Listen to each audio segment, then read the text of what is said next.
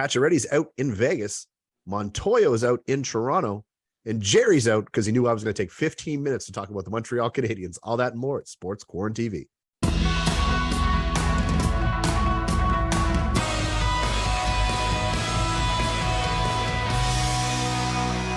What's up, everybody? Welcome to another episode of Sports QuaranTV. Chris Dobson, Adam Lund joining us again. You know, obviously my second favorite co-host to pop in every time. You know, Jerry's out again this week, as I joked around about in the intro. I think it's because he knew we were going to talk about the Montreal Canadiens, but the draft was in Montreal.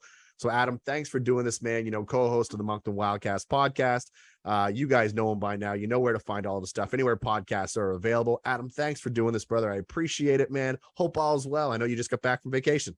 Yeah, I just got back from Europe again. Thanks for having me on. I think your fans are starting to figure out if there's Habs news in the world. I'm going to be on the show because Jerry's got something to do. But again, it's always a pleasure to talk sports with you and fill in for Jerry.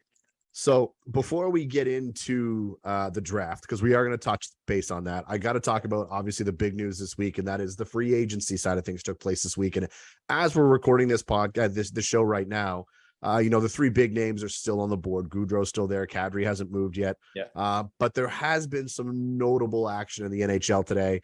And we're going to start, of course, with the Carolina Hurricanes, first acquiring Brent Burns today, then grabbing Max Pacioretty today. I would have to think that they've got to be a team who's looking to win and looking to win now. So they're making, and they essentially gave up nothing, by the way, for what they're having. So that shows that Vegas had to dump a bunch of salary. Yeah.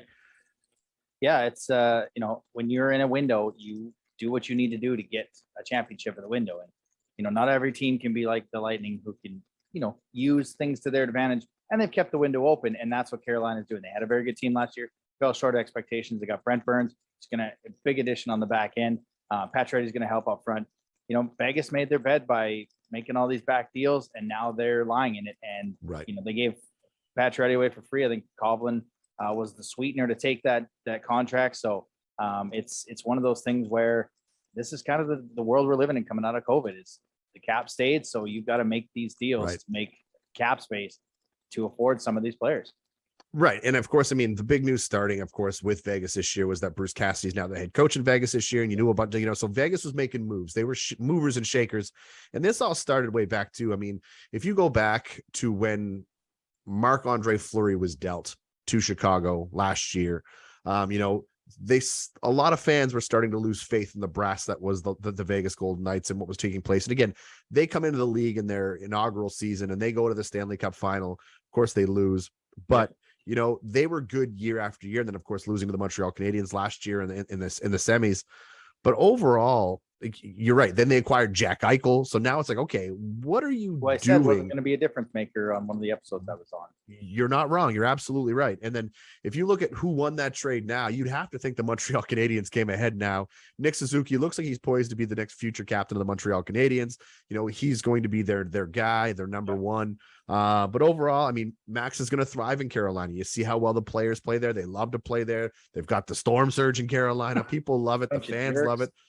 Yeah, a bunch of jerks. But overall, I mean, those are some great acquisitions for them. I still don't think they have even close to what it takes for them to beat a team like the Colorado Avalanche. Or another big move today, of course, your Edmonton Oilers acquired a goaltender. First, they kept Evander Kane, and then they went and got Jack Campbell. Yeah, and they didn't.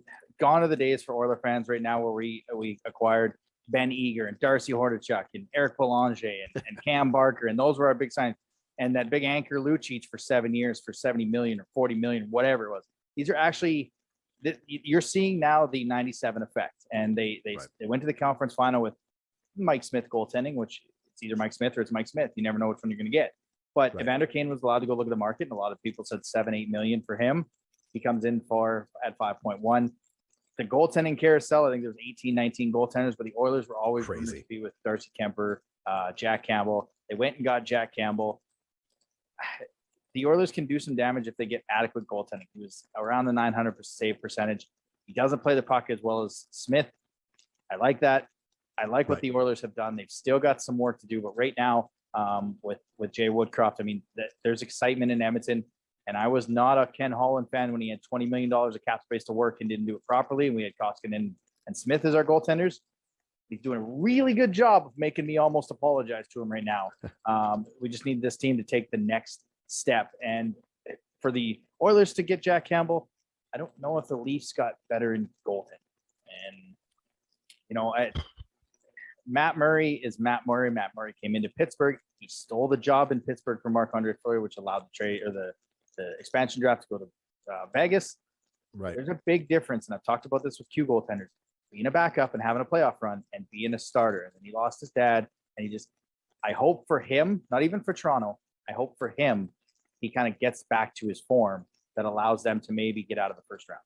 Maybe. So for me, and great points, Adam. For me, I think one of the coolest things I saw today was I saw a tweet out there today of a guy who actually played, I think it was midget AAA or junior hockey with Matt Murray. And Matt grew up a Leafs fan. That's what it was. Matt was so for him to go home, I hope it's a reset button for him. Leafs fans are not, I'm not even gonna say on the fence. They were really kind of like, what the hell is going on right now? Because the deal that, you look at Jack Campbell was 5 years, 25 million. So $5 million a year is all he wanted. And they basically, you're getting Matt Murray for 4.5. And so I look at it from a cost perspective and go, the Leafs didn't lose to the Tampa Bay Lightning because of Jack Campbell. No, Jack Campbell has been the heart and soul of that organization and a backbone. He's my favorite media personality out there. When he's talking to the camera, he's always laughing, having a good time. He's so humble.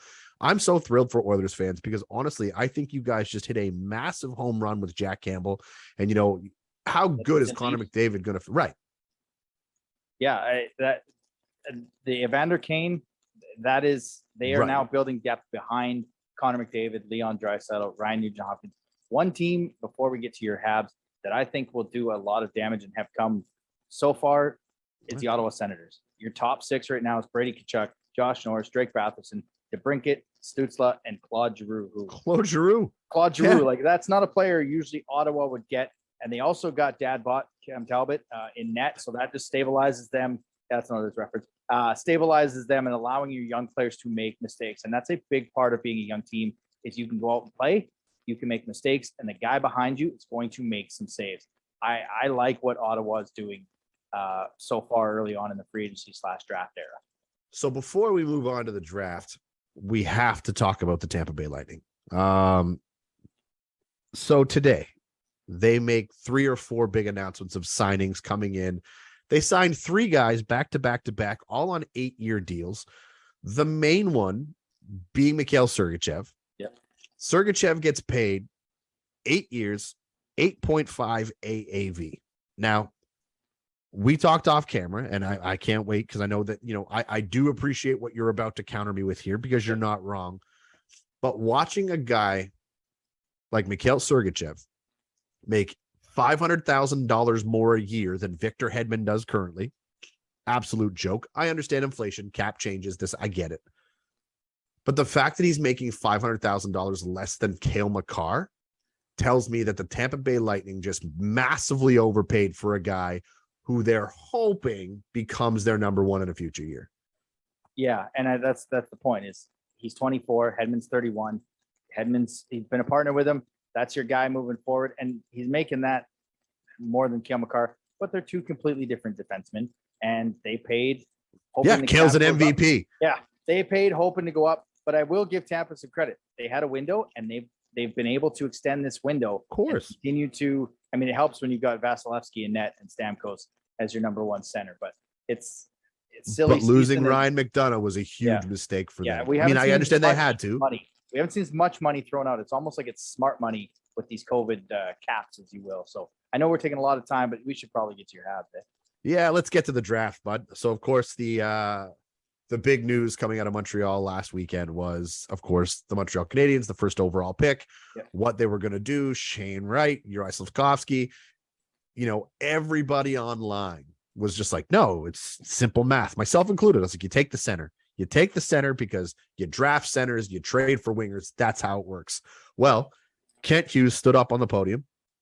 First pick, thanked everybody. Which, by the way, Montreal, boom, beautiful draft. Done so well. Absolutely loved it. Yep. The fans were responsive. Gary Bettman still playing the villain. Good to see everybody back in the building. But the Habs go up there and right away with confidence. I think, and again, a lot of the members of the media panels were saying the Habs were poised to be taking Slafkovsky, just to kind of see how things were going to go. And sure enough, they went up there and they chose the big winger. They choose the MVP of the Olympics They chose, the guy who, statistically speaking, number wise, who was playing up against men last year, as an 18-year-old. That's the numbers they're comparing it to. They go ahead and get Uri Slafkovsky, and he comes on down. Massive, massive human being, towers over Gary Bettman. So at this point, I'm like, okay, I'm shocked. I don't have an opinion. I don't hate it. I don't love it, but I don't have an opinion. I'm like, okay, I'm sitting back thinking. And then within 5 minutes, Bettman hits the podium on like pick 3, or after Shane Wright was picked, which, by the way, Shane Wright falls to 4, which tells me, obviously, Bo Callahan, draft day, something was going on there. And he was sliding. And then so Shane Wright gets drafted by the Seattle Kraken, goes up, grabs his jersey, claims during the baseball broadcast in Seattle that he was not giving the Habs a dirty look, but on a podcast says that he was slinging a look to Montreal. Yeah. And I'm just like, look, man, yes, the kid's got a chip on his shoulder. I'm happy for him, whatever. He is going to get absolutely pumped. There's a reason the kid looked he looked arrogant, looked egotistical. So now that I'm seeing that Cooling went before Shane Wright did, I was like, okay, you know what? Yeah, another center went before this projected first overall pick. There's clearly a problem here. Yeah. But what took place? So then all of a sudden, Bettman hits the stage, says there's a trade. And then my heart sank. And I was like, okay, what's going on? And of course, last week, Jerry and I were talking about Romanov and, obviously the things going on in Russia right now. And I was like, I just hope Romanov gets back here, gets safe. Less than 5 days later, he's traded. Jerry blamed me for that. So he thinks that Romanov and his agent should get upset with me. But because they didn't take Shane Wright, the reason they didn't take Shane Wright or Cooling was because they acquired Kirby Dach, another big body center who will be the number 2 center next year behind Nick Suzuki, of course. I still think that they're going to continue to tank and they're going to let the young guys play. Hopefully Connor Bedard slides into that second slot. They've got some competition with Chicago, who's trading everything that's not. You're not wrong. A rebuild, and you don't send Patrick Kane and Jonathan Taves, who are your most money. But the trade you're talking about, it happened after the 3rd pick to Arizona. Right, before Shane Wright. You're right. Was there a part of you that thought, okay, we moved up to 13. Now we're moving up a la draft day style all the way to 4 to take Shane Wright and get. It's exactly what I thought. Okay, I wasn't alone. I was like, oh, here comes the Shane Wright pick. And then it was for Kirby Dach. And I was like, right. All right. So they went and got the experience. And then they go and get Slavsky's best friend in Mercier. Nemus. Yeah. Mercier. Yeah. They go and get his best friend. So, I mean, that's something we see here. The Wildcats draft players that play together and have familiarity. The Habs are doing it. I just don't know if they're enough to get Connor Bedard. And there's a lottery, so you never know. But I think Chicago and Arizona at the University of Arizona State. It's all going to come down to goaltending, and the question mark still surrounds Carey Price, right? I mean, Jake Allen looks like he's good to go. But overall, that young blue line will be there. There's going to be a lot of mistakes. But I do think that Kirby Dach is, he needed a resurgence. He was a projected 3rd. When he went 3rd overall to Chicago, the expectation for him was the ceiling was high. And of course, he didn't quite get there. And, so now everyone's saying the best thing that could have happened to Kirby was playing under Marty St. Louis at this point, letting him play his game. So either way, as a Habs fan, I'm over the moon excited right now, one way or another. Yes, I would love us to finish dead last and win the lottery again and get Connor Bedard. But at the end of the day, I'm not going to hold my breath because I'd also like to see him win a couple hockey games. Adam, we got to move on because of the other big news, of course, coming out of Major League Baseball. The Toronto Blue Jays fired manager Charlie Montoyo today. And I want to get your thoughts on it because overall, it seemed, I'm not shocked because obviously when things aren't going the way they're supposed to be going, someone needs to take the fall. Someone's the blame guy. And in this case, it was the manager. I want to get your take on it. I mean, do you think that it was the right call? Do you think it was a panic move? What do you think it was? I don't follow baseball as much. I don't follow. Okay. I've never been a Blue Jays fan. But what I do know and what this kind of feels like is going back to our hockey. It feels like the Oilers, that they had all the talent, are we still in the extended trailer or has the movie started, right? That's the Vladimir Guerrero tweet. And I'm not saying that to dunk on any Blue Jays fans. Just the Oilers had all the talent. They had Dave Tippett. They weren't going anywhere. They're a terrible team. You can't fire the players.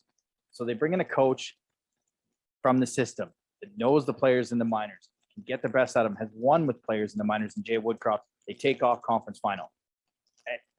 Montoya, maybe he was handicapped by the roster, by the pitching, by whatever, but making the move now before the All-Star break gives you some time and allows, I guess, John Schneider's the interim, who knows the players, knows the system, grew up in the Blue Jays system, to kind of put his stamp on, and maybe this sets him off and the movie begins, and here we go. So all great points, man. But, I look at it from this perspective and I go this way. Okay. Again, I knew that I'm surprised Montoya didn't get canned last week. I'm surprised it took, a couple extra days. There were some things going on, that probably were bigger than Charlie Montoya. Maybe why he didn't. And you're not wrong. Especially just signed odd because they got that win the night before he got let go. But overall, I don't blame him. Your bullpen stinks. Your options aren't there. That's on Ross Atkins. Every bat in the lineup is a righty. I was just like, again, he doesn't set the lineups. Ross Atkins and the analytics team set the lineup. To me, it's a scapegoat thing. Baseball. Analytics running baseball. Like we have pitchers that are dealing at 80 pitches. Bill James, man. Bill James. And now they're out for a bullpen. Your bullpen is getting tired. Maybe the Blue Jays bullpen would be good if a second starter out of 5 could go 9 innings because he's dealing, and not just the Blue Jays, but anything. It just seems like analytics is ruining baseball with the can't face 3. Garrett Cole was on pitch 113 in the 7th inning last night, and I even heard Ken Reed on Sportsnet Connected make a kind of a joke about it, like, Blue Jays fans, pay attention to this. This is how your starting pitcher should be dealing. Yeah. Either way, it was not a shock. It's a shame. I like Charlie Montoya. As you know, I'm not an open Blue Jays fan by any way, shape, or form. Yeah. But overall, they've got a lot of young talent, and I enjoy them a lot from a baseball perspective. It's good for Major League Baseball. It's good for the country. If the Jays are good, it's awesome. But overall, man, like I said, it's just sad to see how it all played out. You are right, though. John Schneider did work with a lot of these guys in the minor league. So for him to come up and now be a part of this organization, be a part of the team, be a part of the players, it's a good thing for Toronto. But I don't, look, I don't think you can fix what this mess is in Toronto unless you acquire a couple arms to come out of the bullpen. Just my 2 cents. Anyways, bottom line is, let's move on. I want to talk about the Quebec Major Junior Hockey League a bit, Adam, before we go to the wrap. Perfect. And that is one. I know you and Jeremy are still recording throughout the summer now that the Memorial Cup's been awarded. Yep. You guys are doing your homework now. It's back to work for you because obviously the season's not that far away again. Oh, a month. That's crazy to think about. Yep. I want to get your thoughts on the Moncton Wildcats upcoming team, what you think it could look like. What are your expectations there? And do you see Moncton, making a little noise and maybe upsetting a few people? I see the Moncton Wildcats being better than last year. I see them challenging for a division, and that's just cycle-wise.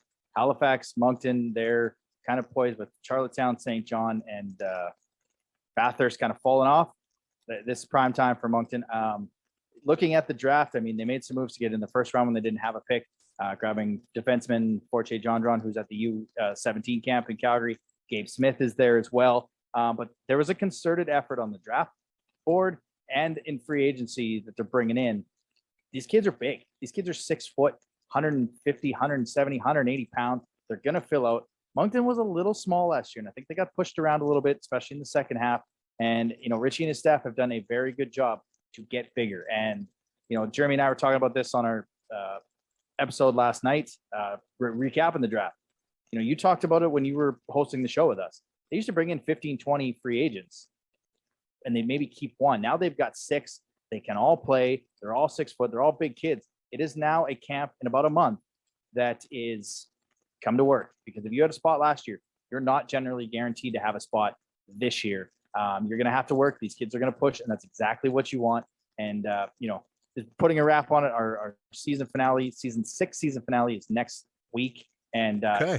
You're going to take some time off. Yeah. I'm going to go up and say congratulations to St. John. I said you were going to go 0-3. I didn't believe in the coaching move. That's my bad. I took a lot of heat for it, but hey, I don't know if they would have won with Cordy Dwyer, but I'll give them all the props in the world for Daoud Blagden and especially Couture. I just can't cheer for St. John as a Moncton fan. That's how rivalries work. I couldn't do it. Thank you for doing that, because I was going to rip you on it, but either way, I knew you were. Good kudos to you for making that happen, Adam. Before we go to the wrap, we got to get our prediction. The British Open is happening right now. It's kicking off tonight. I want to get your pick real quick. Who you think's going to win? I'm going to go with Rory. I think he's due. I think it's going to run. Who you got? I don't want to live players at majors, but I'll take Spieth. You heard it. He's taking Spieth. I'm taking Rory. Awesome. Time for the wrap, and let's get started. Looks like the CFL, after a few years, is making its return to Atlantic, Canada this weekend. Yeah, it's Touchdown Atlantic in Raymond Field at Wolfville. It's the Argonauts, the Riders. If you want to sell the game in Atlantic, Canada, the easiest way is to put the Riders in the game. Their fans travel very well. I will say this is the third time Toronto's been here, but you don't hear about it. And, that's maybe a mistake. You're trying to get fans back in. This is a new market you've been trying to sell. There's no real advertisement. The only reason I know it because I got a few friends back in Alberta that are Riders fans. Man, speaking of getting paid, Dame Lillard in Portland. He's one of the few NBA guys that stays with a franchise instead of moving all over. How come we don't play basketball? Yeah, you're not wrong. Actually, we joke about this. Our producer Jason, outside of having his son throw balls playing baseball, he's going to have him shooting free throws. Yeah. Either way, man, this is crazy. Dame added another 2 years to his existing 3 years. It's already there. What's crazy about this stat is that the last 2 years of the contract, listen to this, his fourth year is going to pay him $59 million this season, and his fifth year is going to pay him $63 million. That's insane. In a 2 year span, he's making $110 million. Good for Dame Lillard. I mean, at the end of the day, but I do I'm not going to say loyalty here because let's be real. I mean, I love that he's staying in Portland, but at the same time, the fact that they're paying him $110 million for the last 2 years of his contract just goes to show exactly how broken the NBA is. Get him some help. Right. Or actually how broken the NHL is because they don't have that kind of money. And you know what, Chris? Left tackle or in the NBA. That's what your son should be. You're not wrong. Speaking of other big news, how crazy is it with how depleted the Kansas City Royals are going to be when they cross the border to play the Blue Jays starting tonight? It's 25 AAA and AA players. I mean, their two best arms, a few of their best hitters. One guy that they were talking about on the Blue Jays broadcast before we get on here, Andrew Benintendi. The Blue Jays need a left arm. We talked about that a little bit earlier. He's a big market player or on the trade market. Are the Yankees going to go get him? Because they may have to go to Toronto for a playoff series. Boston, maybe. It may shrink his market. And I know a lot of people hate this about Canada and the rules that we have, but it's the same rules in the States and whatnot. So it shrinks a market, and hopefully we get past this very, very soon. There's some soccer talk that I want to get to. Football, because I got back from London a couple weeks ago. But I want to bring up this crazy idea, Chris. You know I love crazy ideas. Should baseball eventually go to some sort of a premiership type where your top teams are playing in your top league and your bottom feeders that never make the playoffs kind of slide into a work to get up there? All right. Oof. Wow. Yeah, great question. It would be interesting. I can't see Major League Baseball making a change like that. I mean, right now they're working on robo umpires, so we'll start small and work our way into a mass tournament that way. Yeah. Interesting strategy. Not one of your craziest, I will add. I've listened to some wild ones of yours. Yeah. I think one of my favorite ones is, was it you? You were talking about the Memorial Cup going to a March Madness format type. I don't remember. You were the March Madness. Yeah, that makes sense. Keep teams for 2 years, so you have 2 year windows in the Memorial Cup. But anyways, the soccer talk comes on. Wayne Rooney, Manchester United, England's one of their greatest players, is coaching in the MLS. Just your thoughts? Hey, yeah, you know what? Great segue. I was a huge Wayne Rooney fan. Obviously, way back when I was playing soccer, David Beckham was the guy back then. Then, of course, watching him run through Manchester United, of course, coming up with Wayne Rooney. And don't forget, Wayne Rooney transferred to DC United back in 2018, which was a great acquisition for him. And he had a 2 year coaching stint outside there. I can't remember right off the top of my head right now, but that's a great addition to him. Having a brilliant soccer mind in your organization, managing your club, it's it's a big win for them. Great for the MLS. And the MLS is getting bigger every year. It seems to be that it's growing more and more traction. You're starting to draw in some of these bigger stars who are playing in the Premier Leagues. I love it. And then, great for DC United, great for Wayne Rooney, great for the MLS. I'm a huge fan. We'll see exactly what happens, though. But either way, I'll be rooting for him, and I'll be rooting to see how that whole thing goes down. Speaking of rooting for things, I know we were kind of having this conversation off topic this week on via text, actually, while you were away. Yep. The Q draft was virtual again this year. And of course, it's always been a prestigious event in regards to the draft in the Canadian Hockey League because it did a live one and the O and the W did a virtual one. But where it's gone virtual, rumors are floating around that it could be virtual permanently. I want to get your thoughts on it. I know it's a prestigious event, but and you've been to one. I think you went to Quebec City, didn't you? Yep. Yeah, Jeremy and I, for the podcast, presented it from Road to Sea Tour in Quebec. That was my first one. I loved it. Jeremy used to go all the time. this virtual stuff, and I get it why they did it this year. They kept pushing the Memorial Cup back. We had the break in January. We're done now. You had the NHL draft live. You had the Memorial Cup in St. John live with fans and everything. I understand it's a financial burden for a lot of teams, especially the small market teams. And the easiest way to fix it, and it's going to come out on the episode yesterday. Look, Mr. Coutreau, just call me. Just DM me. I know how to fix this. It's like the NFL in the olden days where they were at Radio City Music Hall. Send a table with a couple representatives. Most of the teams are back. You invite the top 30 prospects. You phone the pick in. The commissioner makes the pick. The kid still gets his jersey. That's an unbelievable event because a lot of these kids aren't going to get their jersey called in the NHL. So that's what I really liked when I moved out here. Set it apart.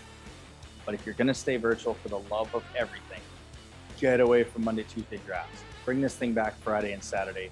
And you know what? Charge the fans. If it's a financial thing, there are enough fans that will go, especially to night one, if you make it a massive event and you charge fans a package for that. Djokovic winning Wimbledon again. I know that you're a huge soccer fan. I just found out you're a huge tennis fan. Just your thoughts on Djokovic and that final. Watching Joker do what he does in Wimbledon was just great. I mean, again, and I tip my cap to Kyrgios. I mean, it was a great Wimbledon final. I think obviously the winning of that, I mean, that's his 21st win, his 21st major win. Of course, Nadal's got 22. Federer still leads the way. Federer has 20. Nadal's got 22, and now Djokovic has got 21. But you can't overshadow this entire Wimbledon final without talking about Kyrgios and, you know, the infamous lady who was apparently having a conversation with him 700 drinks in as he was complaining the whole time. Yeah, look, man, I don't know how it all plays out. It's unfortunate. That's the downside. It's not the first time he's been hot-headed either. I mean, I saw him once chirp Ben Stiller live at an event once when he was talking about. Anyways, bottom line is it's great for the game, but good for Djokovic. I mean, he's the best player in the world right now. And he's not done yet. I think it's just a matter of time. I mean, it's not going to be anywhere near as impressive as Nadal on the clay. Yep. But at the end of the day, I mean, Djokovic is Djokovic, and there's a reason he's going to be the GOAT. Absolutely. Right on, Adam. Well, that's going to wrap it up. I hope everyone's had a great show. Thanks again for doing this again. You can find Adam's podcast online anywhere podcasts are available. That's Wildcast Podcast. Adam, thanks for doing this, brother. I appreciate it as always, and we'll catch you soon.